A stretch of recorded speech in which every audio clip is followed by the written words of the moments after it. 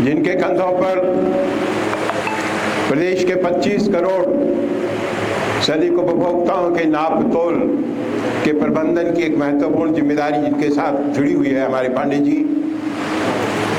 गुणवत्ता की दृष्टि से उपभोक्ताओं को संरक्षण देने के काम में लगे हुए भारतीय मानक ब्यूरो के अधिकारीगण, हमारे बीच राज्य मंत्री दर्जा प्राप्त कमरुद्दीन जी, विभिन्न वरिष्ठ लोग, श्री कृष्ण गौतम साहब, जिनको अभी आदरणीय मुख्यमंत्री जी ने एक महत्वपूर्ण जिम्मेदारी दी है।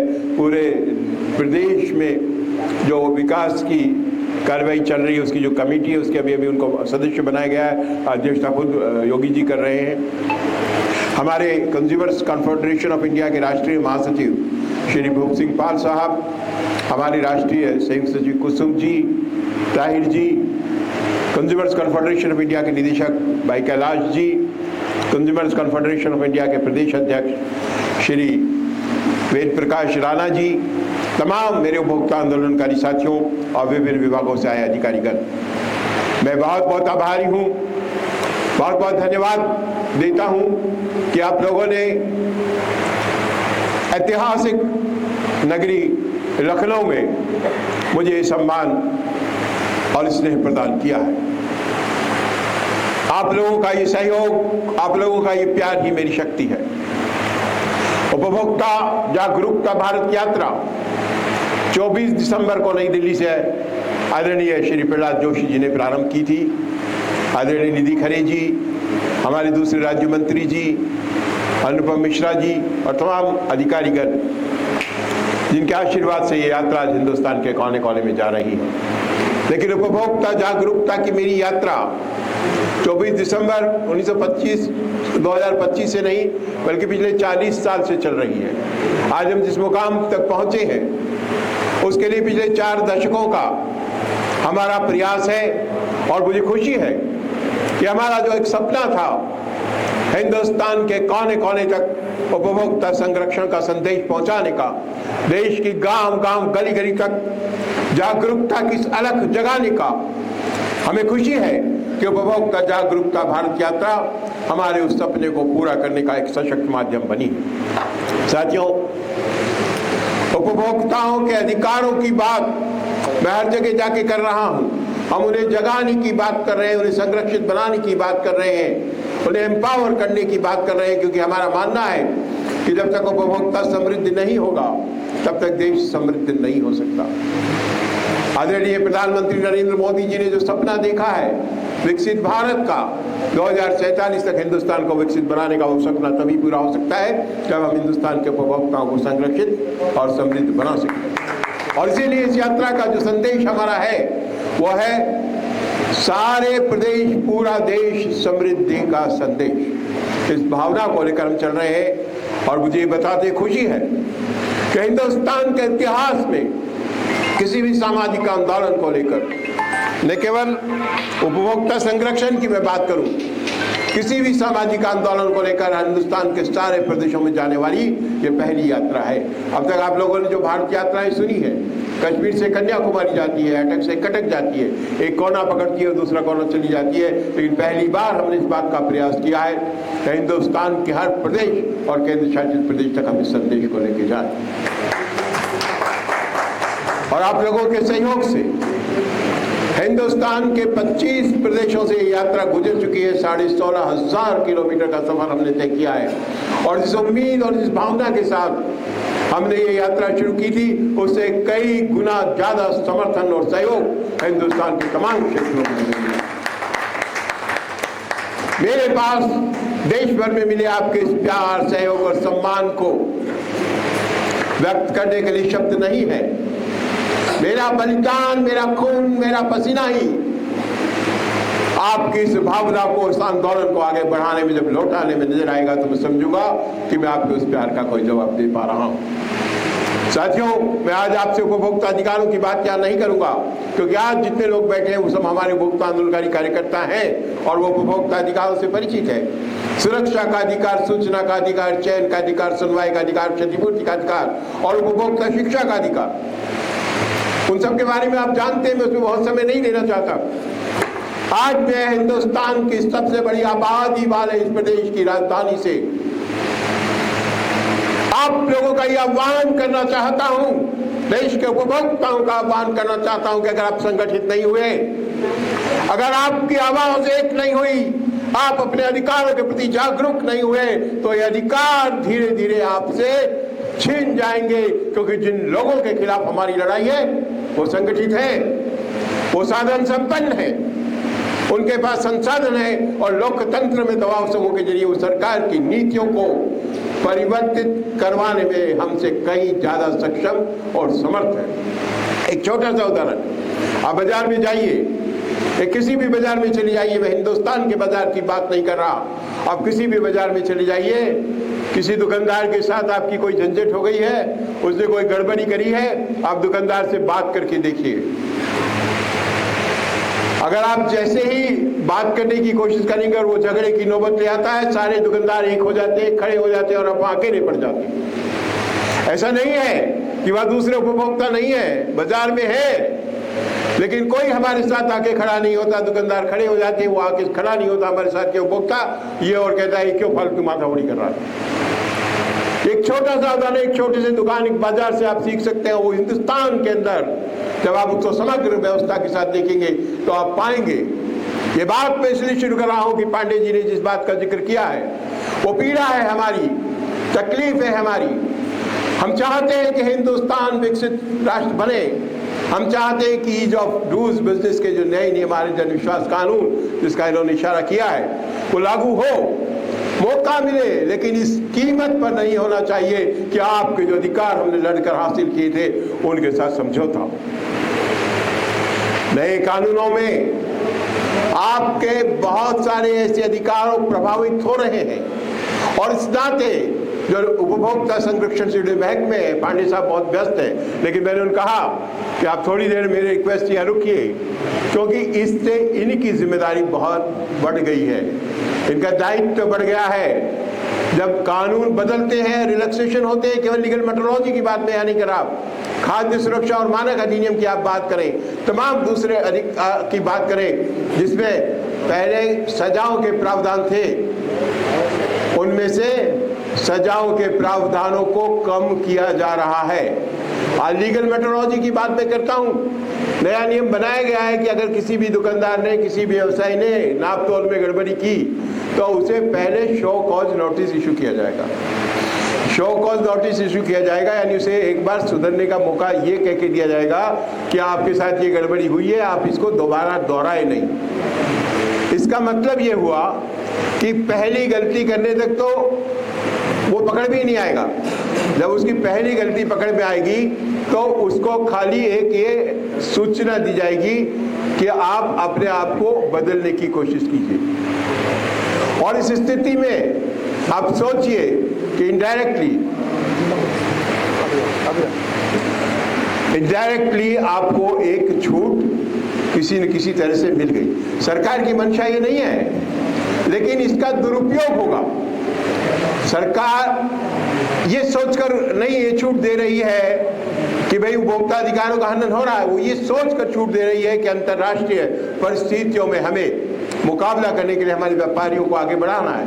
लेकिन जब आप उनको स्वतंत्रता देते हो तो निगरानी की व्यवस्था को और अधिक कड़ा की जाने की जरूरत है। साथियों, दो चीज बहुत महत्वपूर्ण है जब हम उपभोक्ता की बात करते हैं। पहली चीज गुणवत्ता। किसी भी वस्तु के अगर हम कोई दाम दे रहे हैं, कोई कीमत दे रहे हैं, तो दो चीज बहुत महत्वपूर्ण है। पहली चीज है गुणवत्ता और दूसरी चीज है उसकी क्वांटिटी यानी मात्रा। हम जो वस्तु खरीद रहे हैं वो किस गुणवत्ता की होगी, ये सुनिश्चित बनाना तमाम उपभोक्ता अधिकारों के लिए बेहद जरूरी है। सुरक्षा के अधिकार की मैंने बात की थी, यहाँ लग रहा है। अब मैंने बाहर देखा हेलमेट का एक, वो BIS का हेलमेट का एक लग रहा था। हेलमेट क्यों लगाया जाता है? ताकि वो आपकी जान को सुरक्षित कर सके एक्सीडेंट के टाइम। लेकिन अगर हेलमेट की क्वालिटी खराब होगी तो वो जान बचाने के लिए आपके जान लेने का साधन बन जाएगा। वो अगर टूट करके आपके सिर में चला गया तो हो सकता है एक्सीडेंट से आप नहीं मरते, उस हेलमेट की वजह से मर सकते हैं। तो ये सुनिश्चित किया जाना बेहद जरूरी है कि जो हेलमेट जिस क्वालिटी का बिक रहा है वो क्वालिटी उसको उस लेवल पर हो ताकि आपकी जान माल का नुकसान हो से बचा सके। तो ये काम कौन देखता है? भारतीय मानक ब्यूरो। आज खुशी है कि भारतीय मानक ब्यूरो के अधिकारी हमारे बीच है। सुरक्षा के इस अधिकार को सुनिश्चित करने के लिए बहुत सारी चीजों को अनिवार्य मानकीकरण के दायरे में लाया गया है, बहुत सारे क्वालिटी कंट्रोल ऑर्डर्स के जरिए। बहुत समय नहीं है, हम उन पर समय समय पर चर्चा करेंगे। और जो दूसरी सबसे महत्वपूर्ण चीज है वो है क्वांटिटी। पहली चीज क्वालिटी है, दूसरी चीज है क्वांटिटी है।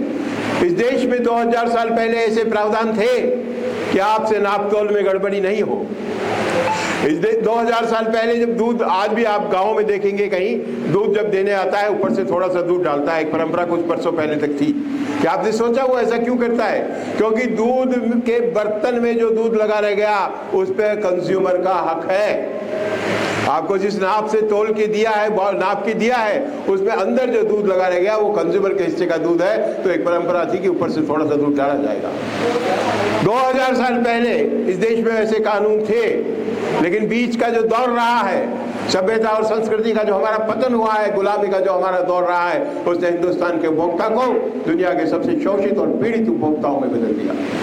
तो जिस बात में आपसे क्वांटिटी की कर रहा था, क्वालिटी के साथ क्वालिटी में आज हम शामिल करते हैं कि आज खाद्य पदार्थ कितने मिलावटी बाजार में बिक रहे हैं। आज घर घर में cancer, heart disease, kidney failure की जो बीमारी आ रही, लीवर, वो उसका कारण ही है कि बाजार में जितना खाना पीने का सामान बिक रहा है उनमें ज़्यादातर सामान मिलावटी है। जिन फल और सब्जियों को हम स्वास्थ्य के लिए खाया करते थे उनको ऐसे हानिकारक केमिकल से पकाया जाता है कि वो हमें सही करने की जगह बीमार कर रही है। तो दोनों चीज़ों को लेकर हम इस यात्रा में, हमारे जो बहुत सारे उद्देश्य उसमें दो सबसे महत्वपूर्ण चीज़ है, एक क्वालिटी और दूसरी है क्वांटिटी। क्वांटिटी का पूरा जिम्मा लीगल मेट्रोलॉजी डिपार्टमेंट के पास है, जो सीधे कंज्यूमर अफेयर्स डिपार्टमेंट के पास आता है, और भारतीय मानक ब्यूरो भी कंज्यूमर अफेयर्स डिपार्टमेंट के पास आता है। और मुझे खुशी है कि इस उपभोक्ता जागरूकता भारत यात्रा में भारत सरकार ने हमें तमाम सरकारी प्रतीकों को उपयोग करने की, जागृति को उपयोग करने की न केवल परमिशन दी है, बल्कि भारतीय मानक ब्यूरो और लीगल मेट्रोलॉजी डिपार्टमेंट पूरी तरह इस यात्रा में हमारा सहयोग कर रहे हैं। लेकिन लीगल मेट्रोलॉजी को लेकर जब मैं बात करता हूँ, मुझे सबसे ज़्यादा इस बात को लेकर चिंता है कि जो आपके लिए सबसे महत्वपूर्ण विषय है, उस विषय पर अब तक जागरूकता के लिए सबसे कम काम हुआ है। हम लोगों ने मिलावट पर काम किया, उपभोक्ताओं के अधिकारों की हमने बात की, हमने कंज्यूमर कमीशन की बात की, सब जगह हमारे कंज्यूमर कमीशन काम करे उनको बात की, लेकिन लीगल मेट्रोलॉजी को लेकर के जितना प्रचार प्रसार हुआ है उसमें अभी हमें बहुत काम किए जाने की जरूरत है। और उस आह्वान को लेकर मैं हिंदुस्तान के कोने कोने में जा रहा हूँ कि आप सब लोगों को उसका जरिया बनना है। आपको लीगल मेट्रोलॉजी डिपार्टमेंट और उपभोक्ता के बीच की कड़ी बननी है। कुछ दिन पहले कोरोना आया, आप सबको एक नई चीज देखने और सीखने को मिली, ऑक्सीमीटर। सबने अपनी अंगुलियों में लगाए होंगे। 5 कंपनियों के ऑक्सीमीटर लाए, 5 अलग अलग अंगुलियों में लगाए और 5 अलग अलग रीडिंग दिखा रही थी। आपने वो तमाशा देखा होगा। हर ऑक्सीमीटर अलग रीडिंग दिखाना था आपके ऑक्सीजन की। अगर ये स्थिति होगी, आपके जो ग्लूकोमीटर है जिसे आप रोज घर के अंदर अपनी शुगर को नापते हो, आपके जो बीपी इंस्ट्रूमेंट है जिसे आप अक्सर जिनके साथ ब्लड प्रेशर की प्रॉब्लम वो बीपी नापते हैं, अगर वो सही रीडिंग नहीं दे रहे तो उसका कितना खतरनाक परिणाम हो सकता है आप समझ सकते हैं। ये केवल नापतोल, सीधे तौर पर नापतोल से जुड़ा हुआ मुद्दा नहीं है। उन तमाम मीटर्स जिनके जरिए हम ये सारी गणनाएं करते हैं, लेबोरेटरी की रिपोर्टें हर एक की अलग अलग आ रही है। हमारी लड़ाई थी कि हेल्थ सारे उपकरण लीगल मेट्रोलॉजी के दायरे में आने चाहिए। मुझे खुशी है कि थर्मामीटर को इन्होंने शामिल कर लिया, बीपी इंस्ट्रूमेंट को शामिल कर लिया, और एक स्टैंडर्ड बनाने की कोशिश हुई कि उसमें गड़बड़ी नहीं हो, क्योंकि उसकी गड़बड़ी, वजन की गड़बड़ी तो सिर्फ पैसे से जुड़ी हुई है, लेकिन अगर इस तरह के इक्विपमेंट्स हैं उनमें अगर गड़बड़ी है तो हमें कितना नुकसान पहुंचा सकती है, क्योंकि डॉक्टर भी उसके हिसाब से आपको दवाई लिखता है। अगर आपकी रिपोर्ट में बीपी गलत आ रहा है उस इंस्ट्रूमेंट की वजह से, तो डॉक्टर के पास दूसरा ऑप्शन नहीं है, वो तो आपको ऐसी दवा दे ही देगा जो आपको फायदा करने की जगह नुकसान करेगी। कितने लोग आप में से इस बात को समझते हैं? कभी किसी ने जांचने की कोशिश की? जब कभी आप सामान खरीदने बाजार में जाते हैं, आप तो हमारे लीडर्स हैं, आपने जब सामान लेने की कोशिश की, कभी किसी ने स्टैंपिंग देखी है? जिस तराजू से, जिस आप मशीन से वजन करवा रहे हैं, कभी उसके ऊपर स्टैंप लगी हुई देखी क्या आपने? कितने लोगों ने चेक किया? हम नहीं जानते ये लोग बैठ के कितना काम कर रहे हैं। हर साल हर स्टैंप लगाना हर मशीन पे जरूरी है, तब वो उसकी एक्यूरेसी बनती है। उसका कैलिब्रेशन करके ये लोग मेहनत करके लगाते हैं, लेकिन हमें पता ही नहीं है, और उसका ये सब लोग गलत फायदा उठा रहे हैं। पुराने जमाने में मैं कहता था कि माप को नीचे से थोड़ा सा ठोका, वजन कम आएगा। आप तो देख नहीं पा रहे, वजन उससे तोल के दिया, या तराजू में थोड़ी टेढ़ी कर ली, नीचे चुंबक लगा दिया, कॉमन प्रैक्टिस थी, रबड़ फंसा दिया, वो हम पकड़ सकते थे। लेकिन आज जो गड़बड़ी आ रही है, वो गड़बड़ी ये है कि इलेक्ट्रॉनिक चिप के जरिए आपके पेट्रोल पंप के मीटर को 100 मीटर दूर रिमोट से बंद कर देते हैं और आप समझ नहीं सकते। तो जो टेक्नोलॉजी आ रही है, उस टेक्नोलॉजी के लिए क्या उपभोक्ता ये समझने के लिए तैयार है कि जो शोषण बाजार में उसका हो रहा था, उसके क्या नए तरीके विकसित हो रहे हैं। ये सब काम आसान नहीं है। हमें खुशी है कि आदरणीय निधि खरे जी के नेतृत्व में, अनुपम मिश्रा जी के नेतृत्व में विभाग ने बहुत प्रभावी ढंग से इस क्षेत्र में भी काम किया है। तो ईज ऑफ डूइंग की बिजनेस की बात थी, पिछली बार जब रोहित सिंह जी सेक्रेटरी थे, हमने बहुत लड़ाई के साथ, उन्होंने बहुत मुकाबले के साथ बहुत सारे प्रावधान रोक दिए थे। लेकिन राष्ट्रीय स्तर पर प्रेशर ऊपर से जब आता है, तो सरकारी कर्मचारियों की अपनी सीमाएं हैं, और उस लड़ाई को लड़ने के लिए हमें खड़ा होना पड़ेगा। देश के उपभोक्ताओं को संगठित होना पड़ेगा कि आपके जो अधिकार हैं वो प्रभावी ढंग से लागू हों। और इसके लिए आप सबका मैं आह्वान करता हूं कि सबसे पहले आप ये जानना सुनिश्चित करें कि इससे संबंधित कानूनी प्रावधान क्या है। लीगल मेट्रोलॉजी का एक महत्वपूर्ण काम है कि जितने भी पैकेज कम्युनिटीज हैं उनके ऊपर कुछ सूचनाएं छापना जरूरी है, और ये आपका जो कंज्यूमर प्रोटेक्शन में सूचना का अधिकार है उसको सुनिश्चित करने के लिए है। उसका कीमत उसके ऊपर होगी, उसका वजन होगा, उसके इंग्रेडिएंट्स होंगे। हमारी कोशिशों के बाद उसमें कस्टमर केयर नंबर भी होगा, किस जगह से वो माल आ रहा है, ओरिजिन का पता होगा। आज स्थिति ये, एक देश में माल बनता है, दूसरे देश से मार्केटिंग होती है, तीसरे देश में बिकता है। तमाम सूचनाएं हैं, लेकिन आप में से कितने लोग उन्हें देखते हैं? आप लोग देखते होंगे, पर आप अपने से आगे जाकर इस बात को समझाइए। टमाटर का सॉस आप सब लोग काम में लेते हैं, बाजार में बिक रहा 80% टमाटर सॉस में टमाटर होता ही नहीं है, और हम लोग टमाटर सॉस समझ के इसको खरीद के ला रहे हैं, जबकि इन्होंने प्रावधान कर रखा है कि लेबल पर ये छापना जरूरी होगा। और क्यों ला रहे हैं? क्योंकि हम लेबल पढ़ते ही नहीं, उसमें कोने पे लिखा है वेजिटेबल सॉस, कद्दू से बना है, टमाटर की खुशबू है। ये भी कुछ नहीं कर सकते, हम भी कुछ नहीं कर सकते, उसने कानून नहीं तोड़ा। वो तो वेजिटेबल सॉस बेच रहा है और हम टमाटर सॉस समझ के ला रहे हैं, क्योंकि प्रावधान के बावजूद हम उस लेवल को नहीं समझ रहे। पांडे जी, आपको एक उदाहरण मैं बताना चाहूँगा। हमने एक सर्वे किया जयपुर शहर में। जब डेथ हो जाती है किसी हिंदू परिवार में, तो उसके बाद दाह क्रिया की जाती है, जलाया जाता है उसमें, और जलाते समय हर आदमी कोशिश करता है किलो, 2 किलो, 5 किलो, जितना उसकी कैपेसिटी है, शुद्ध घी उसके अंदर लगा दें। हमने जयपुर के 17 शमशान घरों में जाकर के इस बात का अध्ययन किया। हमें पता लगा कि वहाँ जितने लोग जलाए जा रहे हैं, वो जो देशी घी खरीद के लाते हैं, वो देशी घी है ही नहीं। उस पर भगवान कृष्ण की फोटो है, मक्खन खाते हुए, पैसे भी देशी घी के दे रहे हैं, 580 रुपये, 700 रुपये, 600 रुपये किलो, और कोने में बारीक अक्षर में लिखा है पाम ऑयल। यानी आप विश्वास नहीं करेंगे, जब हम खुद जाके आए और लगे कि अपने पिताजी को मैं तेल में फूंक के आया, क्या हमारी सेंटीमेंट होगी, क्या भावनाएं होगी, और पैसे हम देशी घी के दे रहे हैं। कारण कितना सा है कि जिस समय ऐसा माहौल होता है, जब हम वहाँ से खरीदते हैं जिस दुकान से सामग्री, उस समय लाने वाले का माथा इस बात के लिए काम ही नहीं करता कि वो क्या ला रहा है और कैसे ला रहा है। चंदन की लकड़ी के नाम पे वो जो काम आपको देंगे वो दे रहे हैं, पर हम जानबूझकर ये सब होते हुए कानूनी कार्रवाई नहीं कर पाए। सर्वे के बाद, रिजल्ट के बावजूद, क्योंकि उन्होंने कहा कि ये तो पाम ऑयल ही हमने बेचा है, हमने देशी घी बेचा ही नहीं। डब्बे पे कोने में आप देखें लिखा हुआ है पाम ऑयल, रेट कितनी भी हो सकती है। तो आप देशी घी के पैसे ले रहे हो, पाम ऑयल 100 रुपये किलो है, आप देशी घी के पैसे ले रहे हो, तो उसी से जुड़ा हुआ है दूसरा सवाल जो भी इन्हीं के दायरे में आता है। मैं इनको इसीलिए यहाँ रोका कि मुझे सीखने को किनसे मिलता है, अधिकारियों से ही।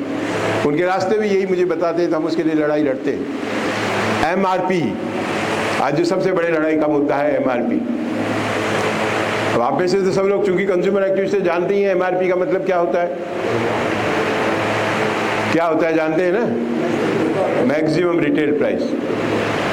मैक्सिमम रिटेल प्राइस का मतलब ज़्यादा से ज़्यादा कीमत। मैं दुकान खोल के बैठा हूँ, ये पानी की बोतल बेच रहा हूँ, आप मेरे पास आए, मैं कहूँगा यार ये ज़्यादा से ज़्यादा कीमत इसकी 100 रुपये है, तो आप मुझे क्या बोलोगे? कम से कम कीमत है। कंज्यूमर का राइट है कम से कम कीमत में लेना। हमारा अधिकार क्या है? कम से कम कीमत में लेना। लेकिन हमें पता नहीं है कि ये ज़्यादा से ज़्यादा कीमत है, तो आज ट्रेंड बन गया कि इसमें जो छपा है वो दुकानदार ले रहा है और हम दे रहे हैं, जबकि हमारा राइट क्या है? मिनिमम कीमत पे हम सामान खरीदे। जब ये कानून बना था MRP में हमने जुड़वाया था कि मैक्सिमम रिटेल प्राइस, तो इसलिए जुड़वाया था कि उस समय लोकल टैक्स के नाम पे मनमानी कर रहे थे। पहले इस पर रेट प्रिंट आती थी, प्राइस लोकल टैक्स एक्स्ट्रा। हमने वो प्रावधान बदलवाया क्योंकि लोकल टैक्स के नाम पे गड़बड़ी हो रही थी। अब ये जो ट्रेंड बन गया पब्लिसिटी करके, उन्होंने ये साबित करने की कोशिश की ये असली कीमत है। आप में से कितने लोग जानते हैं कि ये MRP कौन तय करता है? इस पे जो बोतल पे MRP छपी है, यूनिट सेल प्राइस पे मैं वापस आऊँगा, यूनिट सेल प्राइस की कहानी भी आपको सुनाऊंगा, लेकिन अभी जो MRP पे मैं चल रहा हूँ, MRP कौन तय करता है? मैंने उपभोक्ता जागरूकता भारत यात्रा में बहुत लोगों से सवाल किया कि जिसमें MRP लिखी इसको कौन तय करता है? आप में से कोई जवाब देगा? मुझे बहुत लोगों ने जवाब दिया कि सरकार तय करती है। बहुत लोगों ने मुझे जवाब दिया कि सरकार तय करती है। हिंदुस्तान में 4, 5, 7 चीज़ों को छोड़कर, कुछ एसेंशियल ड्रग्स को, कुछ एसेंशियल कमोडिटी छोड़कर कोई प्राइस कंट्रोल लागू नहीं है। ये कीमत ये खुद तय करते हैं बनाने वाले। वो इस पे 10 रुपये लिखे या 100 रुपये लिखे, इस पे कोई कंट्रोल नहीं है। लेकिन मार्केट रेट क्या बन गया? अगर इस पे छप गया इसका मतलब ये रेट है। तो ये जो गैप बन गया है कंज्यूमर और सिस्टम के बीच में, ये दूर करना हम लोगों का काम है। हमें उनको जागरूक करना पड़ा, हमें उनको बताना पड़ेगा कि ये कीमत सही कीमत नहीं है। ये कीमत इसलिए तय करी गई कि इससे ज़्यादा कीमत कोई नहीं ले सकता, ये एक अपर कम लिमिट हो गई।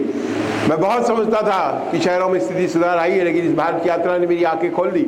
हिंदुस्तान के 30% हिस्सों में MRP से ऊपर प्रोडक्ट बिक रहे हैं, दादागिरी से बिक रहे हैं, ठोक के बिक रहे हैं, जो तो बिक ही नहीं सकती। इसके बावजूद ये स्थिति है। तो ये क्यों है? कानून की कमी नहीं है, कानून बन गया, एजेंसी है, इनको पता ही नहीं है तो ये कैसे कार्रवाई करेंगे? आपको सिर्फ एक कॉल करके इनको बताना है कि MRP से ज़्यादा पैसे ले रहा है, बाकी काम ये कर देंगे। लेकिन अगर इन्हें पता ही नहीं होगा तो ये कैसे कार्रवाई करेंगे? हमारे साथ मुश्किल क्या है? हम ये सोचते हैं कि नहीं ठीक है, कुछ कार्रवाई नहीं होगी। ये गलत धारणा है, इसको आपको तोड़ना पड़ेगा। अगर आप शिकायत करने के लिए आगे नहीं आओगे, सरकार कितने कानून बना रही, सरकार के अधिकारी कितना बढ़िया काम कर ले, सिस्टम को आप बदनाम करते रहोगे कि काम नहीं हो रहा, वो काम नहीं कर रहे। हकीकत ये है कि हम उन तक ले जा नहीं रहे। मेरे को एक भी ऐसा मामला नहीं मिला जिसमें किसी ने डिपार्टमेंट को शिकायत की और एक्शन नहीं हुआ हो।